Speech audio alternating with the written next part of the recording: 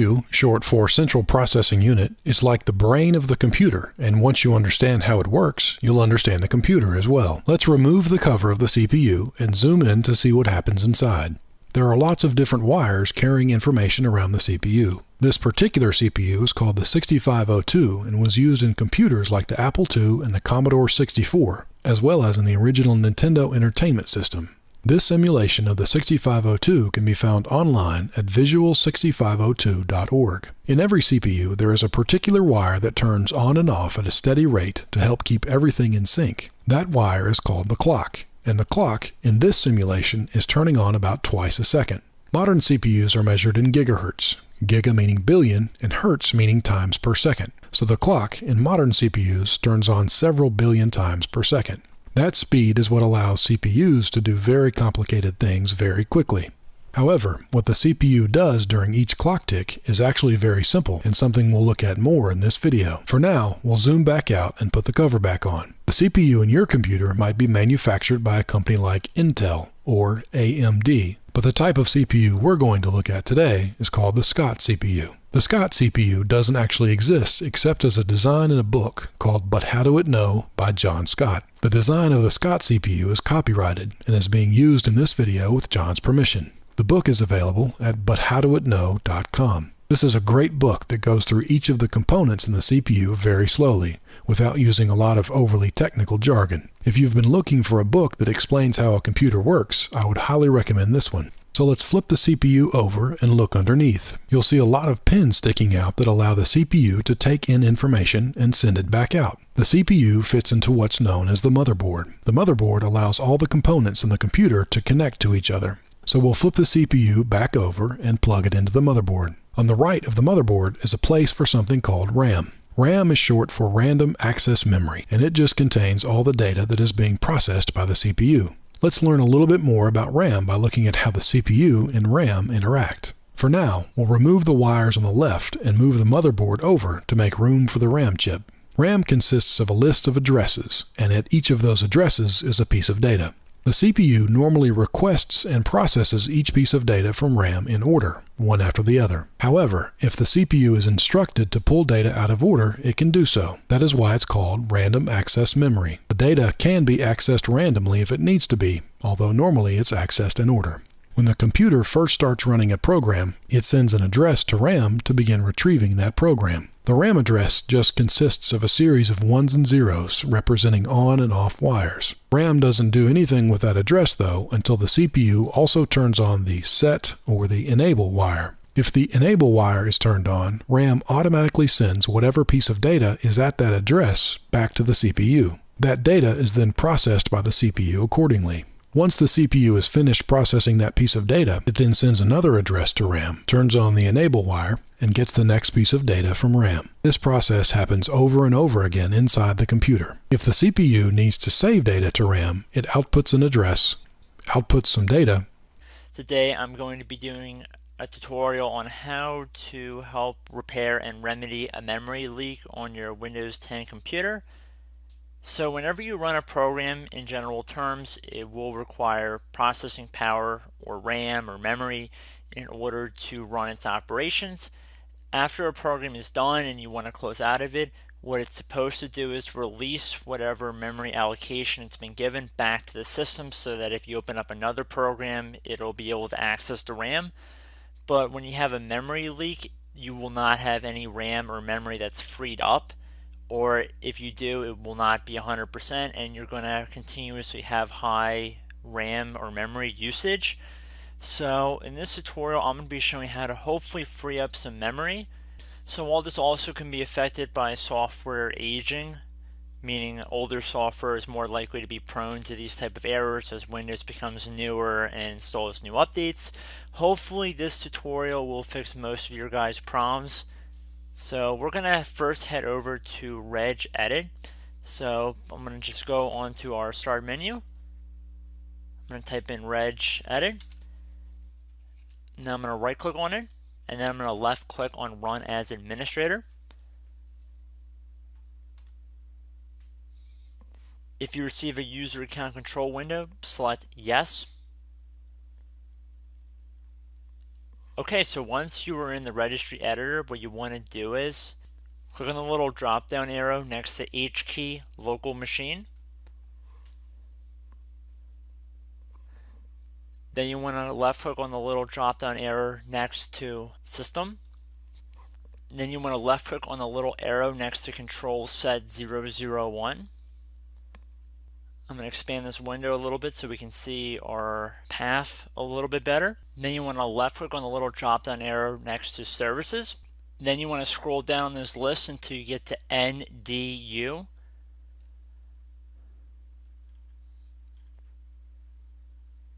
Right here. So once you're on NDU, on the right side here, we want to right click on the start entry, and then we want to left click on modify. With this window now open, you'll probably see the value data is set to 2. What you want to do is change it to 4. So backspace, highlight over it, whatever you want to do, and then just make sure it says 4 under value data, and then left click on OK. Now you can close out this window. If this method does not work for you, there is one other alternative that comes to mind in this instance, and that would be to head back over to our start menu, and we want to right click actually on the start button, then we want to left click on run. We want to type services.msc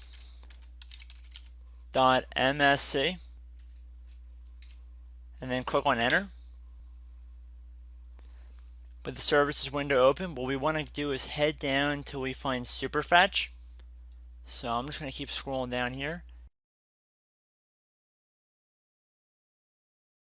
And if we read the description of it, it says maintains and improves system performance over time. If the first method does not work for you and your memory usage is not decreased, what I recommend doing is right click on the service, left click on stop,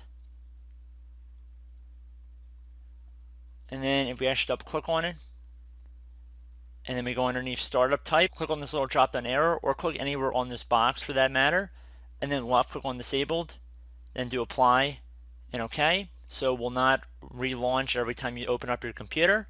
At this point you close out, restart the computer. Same goes for the first method as well. Both methods I would highly recommend restarting your computer and then checking your memory usage. So hopefully with either one of these two methods will be successful for you guys. So I hope you enjoyed the video, and I will see you in the next tutorial. Goodbye. If we talk about computers, motherboard is one of the crucial components and is known as the heart of a computer. Motherboard is the place where each and every part of a computer is connected, like a graphics card, DVD drive, hard disk, all are plugged into the motherboard. So, it always becomes necessary to take proper care of the motherboard. Motherboards can also get damaged for numerous reasons, although there are a few common culprits. Here we will discuss the most common causes of motherboard failure. You can avoid these mistakes to take care of your motherboard. The most common reason why motherboard fails is the heat. Almost every component of a computer is heat sensitive, and while all the components are operating, it becomes quite hot as they produce a lot of heat themselves. If the heating problem continues over a time period, then it can lead to motherboard failure. Therefore, make sure all the cooling fans are working properly and store your CPU in a cool place. You can even try to clean out the dirt from the computer. In short, motherboard conducts electricity and transfers it to other computer components, so it can't come into close touch with any metal, like CPU chassis or any badly installed component. CPU coolers are the common reason for short circuits and often cause irreversible damage to motherboards. The best way to avoid short circuits is to examine how your motherboard is installed. You need to check whether all the internal wires are properly shielded with rubber or plastic exterior.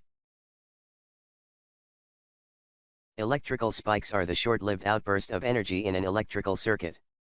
You may have noticed the sudden change in voltage while turning on your air conditioners or refrigerators. This type of electricity problem can cause irreparable damage to the motherboard. Weather conditions like lightning cause a sudden change of voltage, and this is what causes damage to the delicate circuits in your motherboard. So, to protect your motherboard from electrical spikes, use a good quality surge protector and turn off the computer/unplug the computer during heavy lightning. These are the most common form of damage that very often happens to motherboard during computer maintenance. Installing new peripheral devices, If the technician has static electricity built up on his/her hand, it can get into the motherboard, which leads to motherboard failure. If any of the component installed on your motherboard malfunction, then your computer may not even turn on. Improper installation of RAM and graphics cards are most likely sources of your problems because problems on those areas are easy to neglect. Therefore, make sure to check each component are properly seated. Sometimes it's hard to diagnose a damaged motherboard and sometimes it's easy. But, if your computer is randomly powering down, or showing up a hardware error, then it might be the indication of motherboard failure. Bad CPU can also damage your motherboard. Sounds weird, right? Well, the central processing unit is connected to the motherboard. If you attach a badly damaged CPU with the motherboard, it can cause overheat issues. The results might not be immediate, but in the long run, it can damage the entire motherboard. You should also check the connection of the processor. Just like the CPU, your graphics card is connected to the motherboard. Graphics cards often get hot because of heavy gaming or intensive works like graphic designing. So, when our graphics cards get hot, it directly affects the motherboard. It can even cause a short circuit, and your motherboard can also catch fire. So, if you feel that your graphics card is not appropriate for the motherboard, then don't take the risk. When it comes to the electronic devices, dust is the common enemy. Dust causes the problem in the ventilation of your PC, which in turn cause overheating. However, removing dust particles from the motherboard is not a straightforward process because you might end up damaging it. So, once every 3 months, make sure to take your computer to the nearest service center for dust removal. The reason why we have considered to bring your system to the service center is that they have the appropriate tools to remove dust without affecting the other things. So, what do you think about this? Share your views in the comment box below. How to set up your sound input and output devices on Windows 10 and how to dig in to some of the more advanced features that are a little bit harder to access now that they've kind of changed where everything is. So under your system settings, inside of the system section, you'll find things like display, sound, notifications, all of that, but we want to go to the sound tab, and this is where you get to choose your output device and your input device, as well as adjust some volume control settings. So let's just start out with talking about what's an output device. An output device is what your computer uses to output or send out the audio that's going on your system to you. So the output device is your headset, your speakers, something like that. And in my case, I'm using the Logitech G533 gaming headset. But I just changed some settings accidentally by plugging in a different webcam, so now I have to go back and restore or fix my system defaults. So this one's looking fine, but my input, which is what I use to send sound into my computer, hence input, is my microphone. Normally I'm using my Blue Yeti Pro, which is what I'm using to record this video, but because I plugged in another device that has a microphone attached to it, Windows is like, oh, did you want to use this new microphone from now until the end of time? Obviously you did, so I'll just automatically change that. If that happens, you'll go into these settings and you'll find the input, and you'll say, actually, I want to use my typical microphone, the Blue Yeti Pro. And then for most people, this is probably all you need to do. The other thing you can do is you can go to device properties, like for the microphone, and I can adjust the volume. Now, by default, my volume for this microphone is usually at about 80, because if I jack that all the way up to 100, that tends to be a little bit overwhelming, not only for my recording software, but also for people I'm trying to talk to on things like Discord. So I can adjust that here. You can click on Start Test so that you can hear what it sounds like in your own headset. I'm not going to do that because the feedback will drive you nuts. Or I can click on this button here to disable the device if I don't actually want this to be accidentally used in the future. But I'll actually use that feature somewhere else. Similarly, you can do some device properties for your speakers. You can adjust if spatial sound, like three-dimensional sound, is available. Sometimes you can enable it here. Most of the time you have to enable it inside of the drivers that come with it. In my case, I'd have to use the Logitech drivers for the G533. So the next thing I want to do is I want to look at some of the other devices that are currently running on my computer. So I'm going to click on Manage Sound Devices, but not down here, because this gives me a list of items that doesn't really work for me. I'm actually going to go over to the side panel on the right-hand side and click on Sound Control Panel. And this is going to bring up a little pop-up menu that looks familiar to anyone who's used these settings in older versions of Windows, where this is a list of all of your audio devices currently plugged into your computer, separated into nice little tabs so that you can easily navigate through them. So here's what I want to do. Let's start with the playback devices. These are your output devices. And I want to make sure that my speakers are set as the default communication device and also the default device. So when you right-click on one of these, you can right-click it, and you've got two options here to set up both your speakers and your microphone. You can set that as the default device, which is the device that all the programs will assume you're using. And then you can also set it as the default communication device. Some devices you can use as like your online chat device versus your default device. And you can also use them for like Skype or your cell phone or your landline. In my case, I want to use the same device for everything, so I want to make sure that this is set as my default device for both. So this says it's set up as the default device, and then if I right-click it, it doesn't give me the option to set it as my default communication device. I want it to be both. And now down here, if there's something plugged in here that I don't want to use anymore because it's interfering with what I want to do, like under recording, I've got another device plugged in and I don't want to use this microphone on this webcam anymore. I don't want Microsoft to confuse this for what I want to use. So to keep that from happening, I'm going to right-click it and I'm going to disable it. And now you can see it's disabled and grayed out, so Microsoft isn't going to try to use that again. Now, if for whatever reason you want to use that again in the future, you can right-click it and enable it again and change the settings accordingly. But I want to keep that disabled.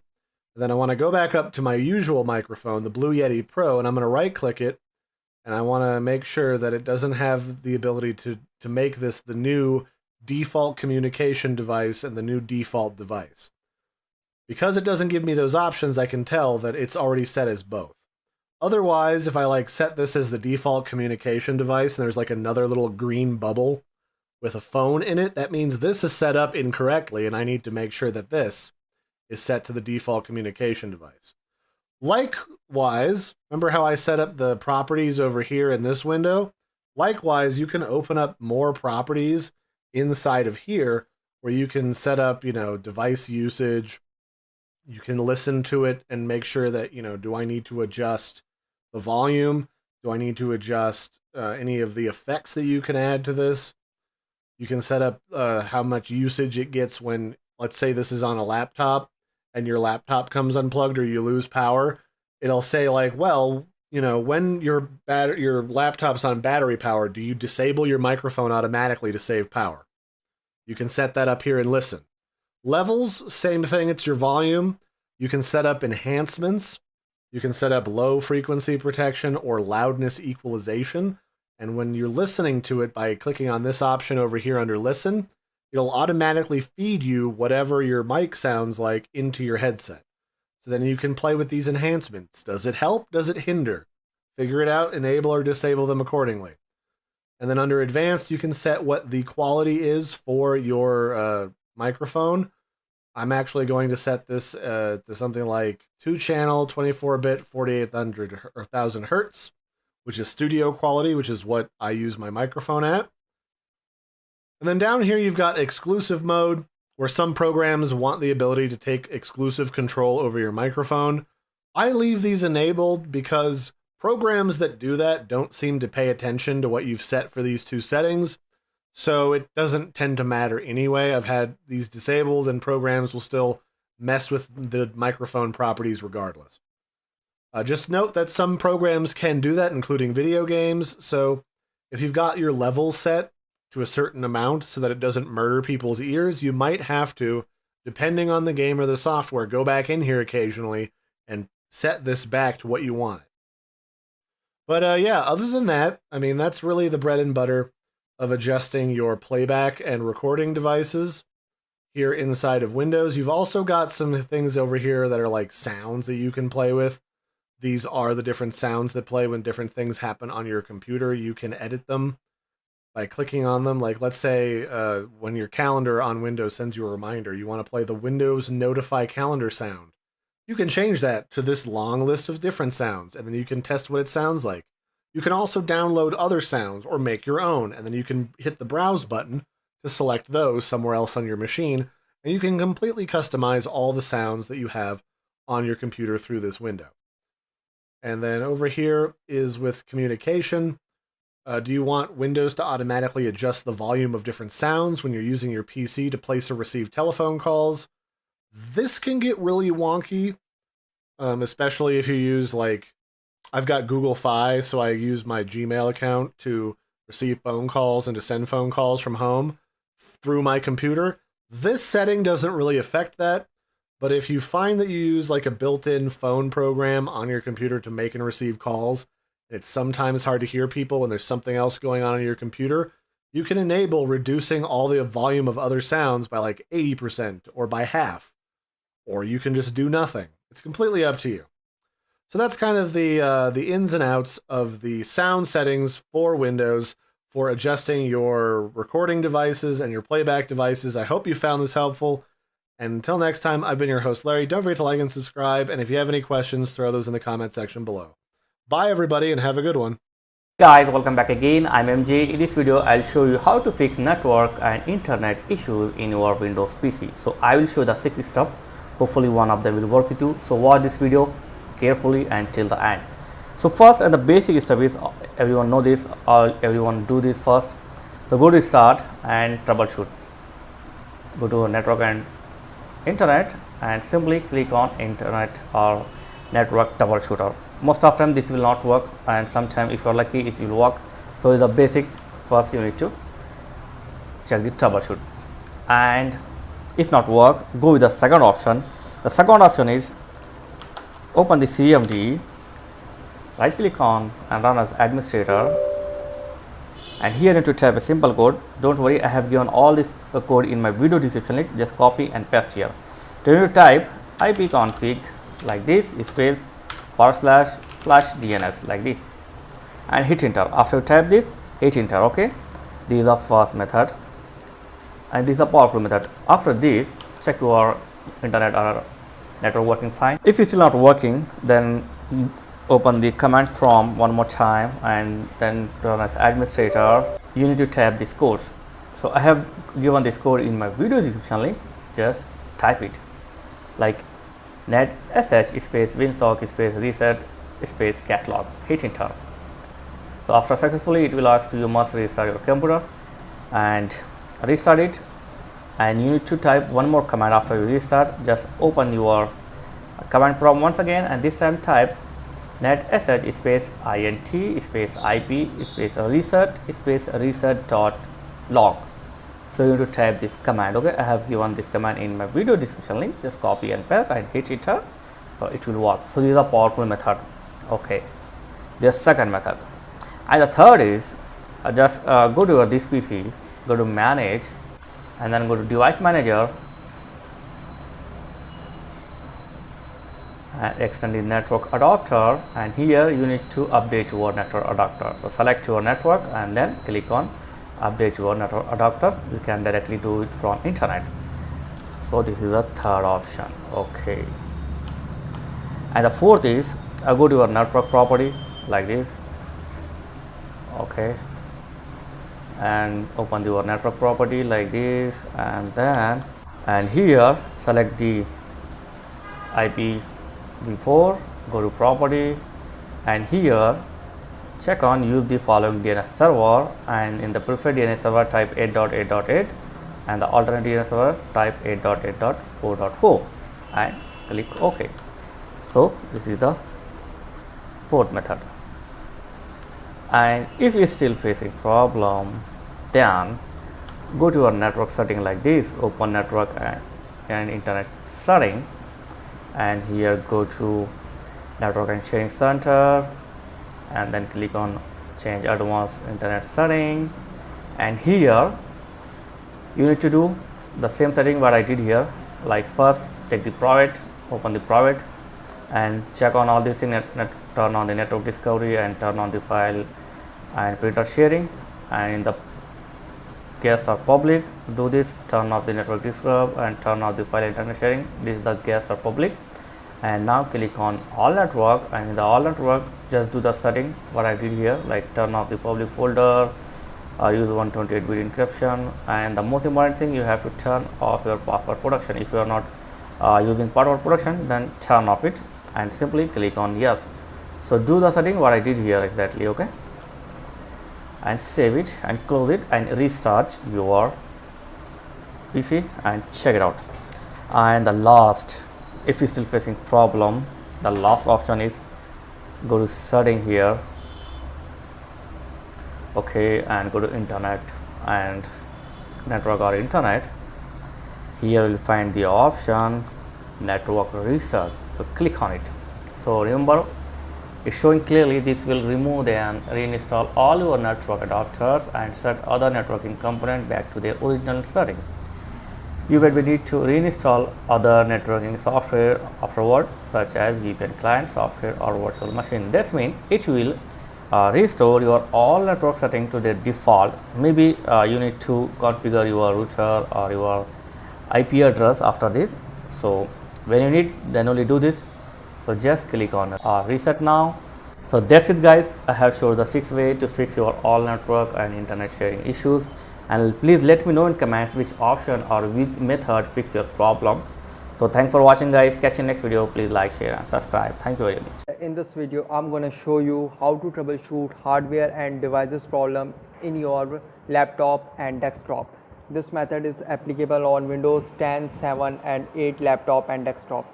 Okay, if you are facing Wi-Fi network issue and projecting to this PC problem in Windows 10, just right click on that Wi-Fi and network icon. You can see, just right click on that Wi-Fi and network icon, and here you can see troubleshoot problems.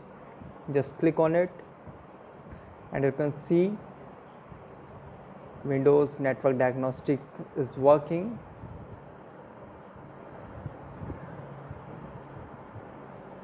You can see it is detecting problems.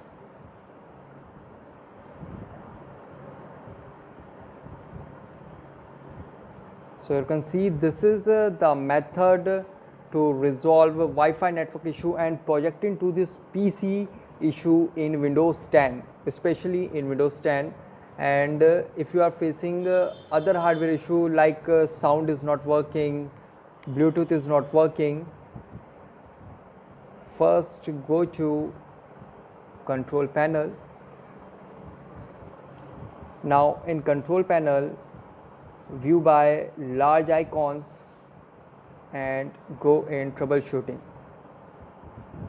and here you can see programs, hardware and sound, network and internet, and system and security. You can see Windows update fix problem is also available here. And if we go in hardware and sound, here you can see this is to fix playing audio issue, printer issue, and you can see if your Bluetooth is not working properly, just click on it and you can see troubleshoot and help prevent computer problems, Bluetooth, find and fix problems with Bluetooth devices.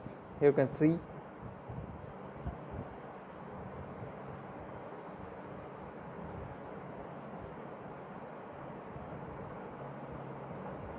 just click on next and you can see it start detecting problems.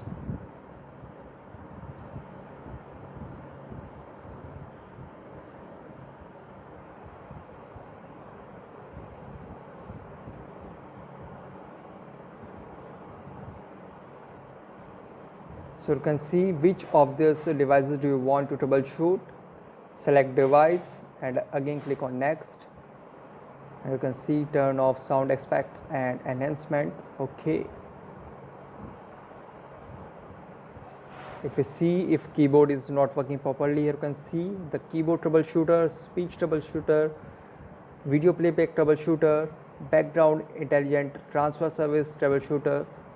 So guys, this is the easiest way to troubleshoot hardware and devices in Windows 10, 7 and 8 laptops and desktop. Guys, thanks for watching. If you have any query related to this video, let me know in comment section below. Please like, share, subscribe and click on bell icon for latest updates. Let's go ahead and take a little bit more in-depth look at some troubleshooting issues related to sound, adding a printer, saving, and some of our internet browsers. To start with, I'd like to show you the sound application that's at the very bottom right-hand corner. It looks like a speaker, and when you hold your mouse over it, it'll actually say speakers and the percent of the volume. When you click on it, you're going to be able to control the volume, and below that you're also going to be able to mute and unmute. If you see it like this currently with just blue, that means that your sound is on. When you click on it and the red circle with the line through it appears, that means that your computer is currently muted. Next, let's move into saving. To get to your folder where you've saved most of your things, I would suggest using the folder at the very bottom. When you click on it, you're going to have all sorts of menu options over on the left-hand side. If you're downloading something from the internet, one place that you're going to always want to look first is the Downloads folder. If I click on this folder, you're going to see that I have certainly downloaded plenty of things that probably at some point will need to be deleted, but for right now, these are things that I've taken. The libraries relates to my particular documents that I've used, but I'd like to focus mainly on the computer part. Here you can see as I click on my name that I have many different folders open with different projects that I've created. To create a new folder, simply at the top click New Folder. Type in the name, maybe I'll call it Technology, and click Enter. Now I'm ready to go ahead and save to this new folder. However, maybe I created it by mistake. To delete a file, I'm going to right-click. Make sure you right-click on the actual word or folder, go to Delete, and I'll simply say Yes. We'll get out of that, and now let's talk about adding a printer. To add a printer, I'm going to go to my Start menu, and right over here it says Devices and Printers. By clicking on Devices and Printers, I'm going to notice that I already have 8 printers set up to this particular computer. If I do not see the printer that I would like, I need to go to the tab at the top that says Add a Printer. I'm going to add a network printer, and more than likely the printer you wanted was not listed. Next, I need to find a printer in the directory, which is the top one. I'm going to select it and choose Next.